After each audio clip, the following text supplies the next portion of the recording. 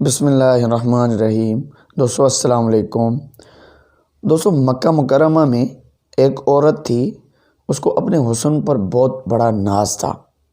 وہ ایک مرتبہ نہانے کے بعد کپڑے بدل کر اپنے بال سنوار رہی تھی، آئینے کے سامنے کھڑی تھی اور اپنے آپ پہ بہت فریفتہ تھی کہ میں بہت حور پری ہوں۔ خاوند کو جب دیکھا تو اس نے بڑے ناز نخرے سے بات کی کہ ہے کوئی مرد ایسا جو مجھے دیکھے اور میری تمنا نہ کرے؟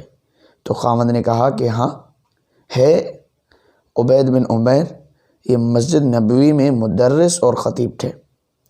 تو میاں بیوی کا تعلق عجیب سا ہوتا ہے۔ آگے سے کہنے لگی تو دے مجھے اجازت، میں تجھے دکھاتی ہوں وہ پھسلتا کیسے ہے۔ اس نے کہا کہ ٹھیک ہے، میں اجازت دے دیتا ہوں۔ عورت کو اجازت مل گئی اور وہ نکلی، پھر مسجد کے دروازے پر آ کر کھڑی ہو گئی۔ اب جب مولانا عبید بن عمیر رحمۃ اللہ علیہ مسجد نبوی صلی اللہ علیہ وسلم سے باہر نکلے تو عورت نے پہلے اس طریقے سے بات کہی جیسے کوئی مسئلہ پوچھنے کے لیے کھڑی ہو۔ تو مولانا کھڑے ہو گئے۔ اس دوران اس نے اپنے چہرے سے نقاب کو ہٹا دیا۔ اس کا خیال یہ تھا کہ جب وہ میرے حسن و جمال کو دیکھیں گے تو فریفتہ ہو جائیں گے۔